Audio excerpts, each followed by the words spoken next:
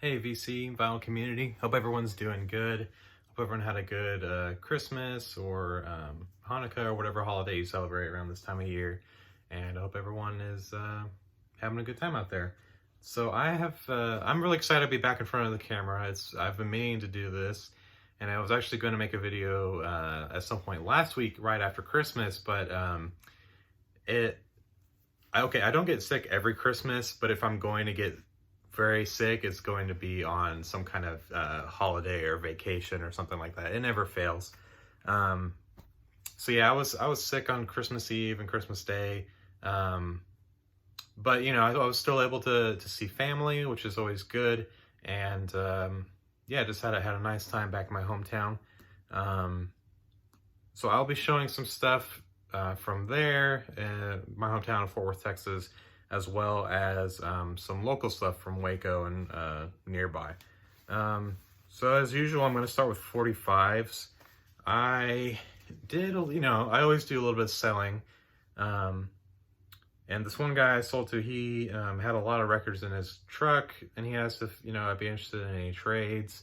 He didn't have any really nice LPs or anything, but for the stuff that he was getting, putting these towards it, I think was pretty nice. Not that these are super special or valuable, but it's always cool to see like old picture sleeves, like this Everly Brothers here. I've never heard this one before, Sheb Woolley. And then a bunch on the MGM, like Joni James, Mark Dinning, and Connie Francis. There's also a couple empty ones, like another Everly Brothers, Herman's Hermits, and Bobby Vinton, as well as Ray Stevens. So the picture sleeves were cool. There was also a bunch of, just like loose 45s. This was, out of all the ones I ended up with, this was probably the coolest one. It's a version of Moon River by, it's credited to Bob January, but that's like an instrumental thing. And the B-side is actually like a country song, Keeps Right On Hurtin', but that's actually worth a few bucks. And then my local record store, Spin Connection, they haven't always put out 45s, but they had a couple boxes out, and they were all marked at $1 a piece, so I was able to pick out some good stuff. This is a promo copy of the Shangri-Las, Out in the Streets. The B-side is The Boy. Redbird is always a cool label I look out for. I've actually never seen a promo like this. I guess you could consider this a white label. It's definitely an alternate label. More Shangri-Las, Long Live Our Love, Sophisticated Boom Boom, and He Cried. B-side is Dressed in Black. I'd love to find any Shangri-Las LPs. Never see them. I'll settle for the 45s for now. This one is cool. Sir Douglas Quintet. She's about a mover. And the B-side is We'll Take Our Last Walk Tonight. This one's on Tribe Records. I've actually never seen that label before. Well, that side's a little ripped, but you can see kind of the Native American there. Another cool label, Glades Records. This is Timmy Thomas with Why Can't We Live Together and Funky Me. I always look at King Records whenever I see them. This one is James Brown with Goodbye My Love and Shades of Brown. The other one is Albert King, Don't Throw Your Love on Me So Strong. The B-side is This Morning. Got some Bobby Bland, Building a Fire with Rain and Poverty. I always pick up anything on Backbeat that I can find for, cheap 45 prices. I'm not gonna, some of these can get a little crazy for 45s. I'm not really in the position or even mindset to want to pay like more than maybe $2 or $3 for a single 45, but for $1 I can't leave behind a Backbeat. This is Joe Hinton with Everything and Darling Come Talk to Me. Ike and Tina and the Ikeettes with So Fine and So Blue Over You. The Poppy Family. This one is That's Where I Went Wrong and Shadows on My Wall. And a cool one here, The Zombies with She's Not There and You Make Me Feel So Good. And I actually saw a copy of The Zombies' first record, at least the US release, I think it's just self-titled, but I saw that at Doc's when I was there this last week. Didn't pick it up because a little out of my budget right now, but that's fine. I did end up with some cool LPs this month. I'll start with the new stuff, or new for this year. I picked up the newest King Gizzard and the Wizard Lizard album. This is Infest the Rat's Nest. I almost blanked on it for a second. Very nice vinyl package as always. There's all of them on fire. You know, nice gatefold. It comes with a poster of the album art, and then the US color is this half and half black and red on Flightless Records. Very good. This is probably in my top 5 for the year. And I'm excited to see what they do next, because they always, they've never disappointed me as long as I've been a fan. So, King Gizzard, that's been shown a lot in the VC. And the new release of American Football's demos from, or what's the official title of this? It's like Year 1 demos, I think is the official title. But this is it's like a limited release on polyvinyl. So they dug up these, you know, reel-to-reel tapes of some demos they did. Let's see. Before the first album came out, for sure. So yeah, you have an early demo version of The Summer Ends, and For Sure. And then you have a one called 5 Silent Miles, and then untitled Song 1 and Song 2. It's on ultra clear vinyl. I'll take it out of the sleeve so you can kind of see. This is probably the clearest record I own. It's definitely, I mean, lots of times when it's clear, you get kind of like a hazy thing. This is pretty spotless clear. There are a couple little black speckles in there that I can see, but the parts that are intended to be clear are clear as glass. So that's cool. Sounds very good. And, you know, it's of that era of American football that I really just can't get enough of, and I wish they actually recorded more. Locally, I picked up a collection. It was a lot of stuff that's not really my bag, you know, like, there was like some 38 Special and Pat Travers Band and stuff like that. Some AC/DC. I sold a lot of that. These are the only 3 out of that collection of about 40 that I'm keeping. They're all Judas Priest, which I had 0 in my collection. So this is stained glass. You have to excuse me, I'm kind of new to Judas Priest. Hellbent for Leather, very cool. And this one is in shrink wrap with Screaming for Vengeance. So I actually knew this record, didn't really know the other 2 that well. You know, making money off of the collection was cool, and getting free records out of it is always cool. I always like to see old price stickers too, like these are from Hastings. Probably the local one that was here for decades and closed like a year or 2 ago here in Waco. I always hear people lamenting about how that's gone and what a loss that is. I never knew, because I've never been to a Hastings, and there wasn't ever one around me, so yeah. And then the local Half Price Books outlet, I haven't actually gone there in a long time. I just went in this past month or so to check it out, see what they had. Not a lot, but I did pick out some cool things. I think this was like $3, Best of Sam Cooke, and shrink wrap. You know, it's like a 80s pressing with a barcode, but it's like near mint, and actually had like no Sam Cooke on vinyl, so that's great to have. I got a really minty copy of Ahmad Jamal Trio, but not for me. This is the one with Poinciana on it. Like I said, super clean and minty. It's a, you know, a mono pressing on Argo. Very nice. That was, I think, $1.99. And then also for $1.99, probably the coolest thing I found there is this Serge Gainsbourg with Jane Birkin. Jetame, I don't know how to speak French. Yes, excuse me, but this is the American version of, you know, Jetame.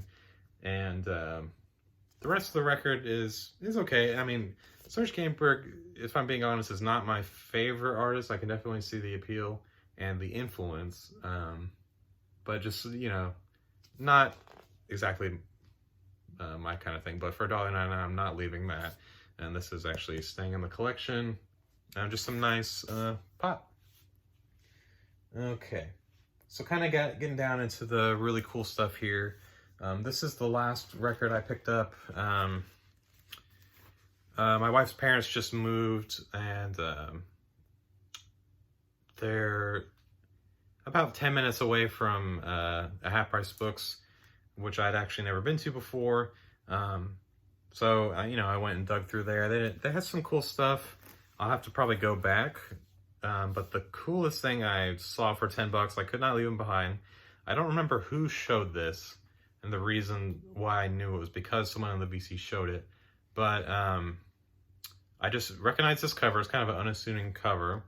I recognized this, and I was like, I think that's worth a little more than $10. So I pulled it out, and I kind of looked it up quickly on Discogs. And I was like, yeah, it definitely is. So this is Parrish Hall, self-titled record. It's on Fantasy.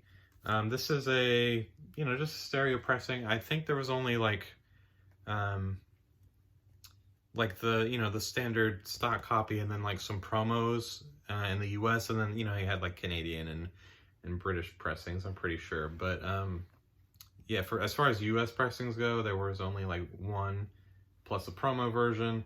Not in the greatest condition, as you can see, at least the cover isn't. It's got, ring wear like crazy. It's got spine wear, and quite a few markings and pen on the back. But the record is very nice. It's on the blue Fantasy label. As you can see, sounds great. Music is this really nice, they're a really tight 3-piece band, sort of blues rock, hard rock, heavy, proto-heavy metal, whatever you want to call it, that kind of thing. Gary Wagner is the, guitarist and vocalist, and he's pretty well respected by guitarists, so I believe that's him on the front there. So if you haven't heard this, it's on YouTube for sure. Look this up. I also think Dylan from Noble Records showed this. I think he's the one that showed this. I don't remember if it was an original or not, but I've definitely seen this on his channel and other places too. I'm really trying to remember. If you've shown this on your channel, just let me know in the comments. Thanks to you, basically, is what I'm saying, because I would not have picked this up if I hadn't seen this in the VC before. Okay, and the rest of these are all from record hunting with my dad in Fort Worth. Actually, the first one's not. The first one is from the Half Price Books right by their house. It's the one I'm pretty sure half of my collection came from that Half Price Books, like 90 seconds away from my parents' house. But this is a cool $6 find. The Poppy Family, Which Way You Going, Billy, featuring Susan Jax. They only put out, like 2 records? This is their first one, 1968. Not psych, just kind of that, 60s pop, maybe a little psychedelically influenced in the production, at least. Songwriting is pretty straightforward, but you can't really go wrong with this record. This is actually more of like a $15 to $20 record, and most places I see it, like record stores. But finding it for $6, UVG Plus copy on the Blue London label, couldn't leave it. And I'll go ahead and show these. I'll show this one.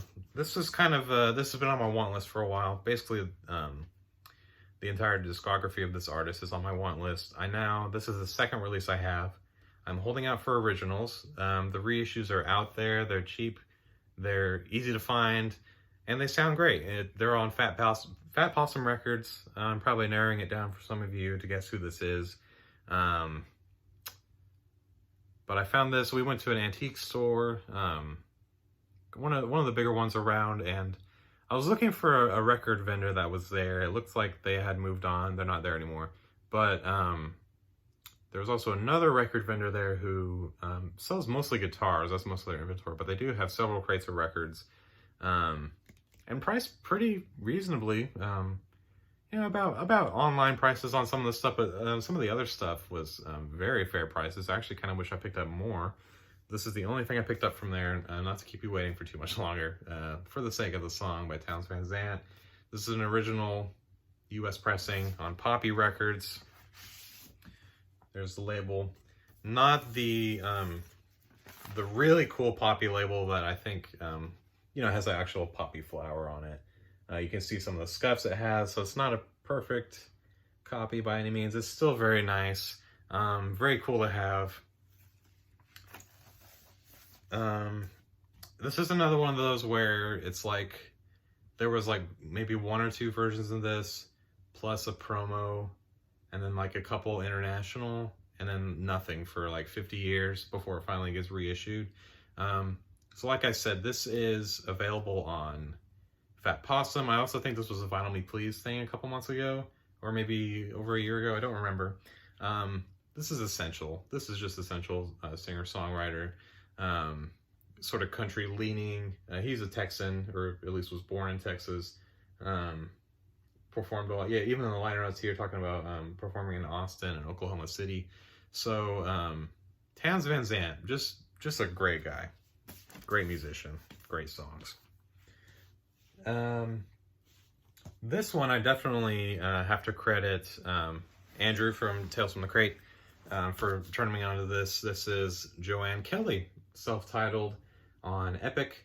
I found this one at Doc's Records. This is another kind of unassuming cover. You think, who's this lady on the cover there? But you know, she's a blues musician, Delta blues. You know, that acoustic sort of blues, classic blues, I guess you could call it. Which is more of my style of blues. I appreciate some blues, like some electric blues, that kind of thing. But most of the time when I want to listen to blues music, it's going to be on acoustic instruments. And she can really play and she can really sing. So again, credit to Andrew. Thanks for letting all of us know about this, because you know, when I saw it, I was like, I need that. I have to get that right away. And I would not have looked twice if I hadn't recognized this cover from Revideos, so thanks. Let me pull the label out real quick. It's, you know, on the standard 60s Epic label, yellow. Nice VG Plus copy. I picked up, this is a replacement for my other copy. This is Brian Eno's first solo record, Here Come the Warm Jets. They had a bunch of records with these kind of labels on the back, or stickers. Some really good titles. I'm thinking they were all from the same collection, that kind of thing. But the reason this is going to be a replacement copy for me is, I actually have it right here. I recently picked up at the Austin Record Convention a what I thought was like an 80s Japanese pressing, and it definitely looks like one to the untrained eye. It's actually very, very, I wouldn't even say well done, because as soon as you start looking at the details, it really doesn't match up with the official pressings. This is definitely a bootleg. The condition is just too good. It's like brand new. You know, the obi, I think I've read is like gibberish. It doesn't actually say anything at all. And it sounds okay. Like, I've heard worse sounding records, but even compared to just the, you know, the standard stock US pressing on Island, it sounds kind of muddy. This one is way better. This will be the one I'm keeping. And this one, I don't know what I'm going to do with this one. Maybe trade it into a local store or something like that, see what they'll give me for it. So yeah, that was kind of disappointment from a couple months ago. But like I said, I have a new copy. This will be staying in my collection. And really cool to find. I think they had this price at $15, which is really awesome. And probably the find of the whole trip, at least like value-wise and rarity, is this guy here. This is the Sacred Mushroom, self-titled debut. What is this? 1969. So really cool psychedelic cover. There's the band with their halos and family.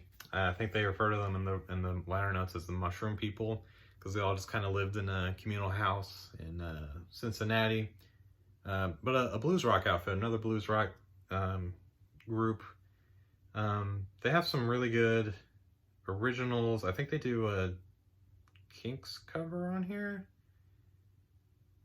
No, I'm mixing this up with Parrish Hall. Parrish Hall does a Kinks cover, and these guys are, if not all originals, then mostly originals.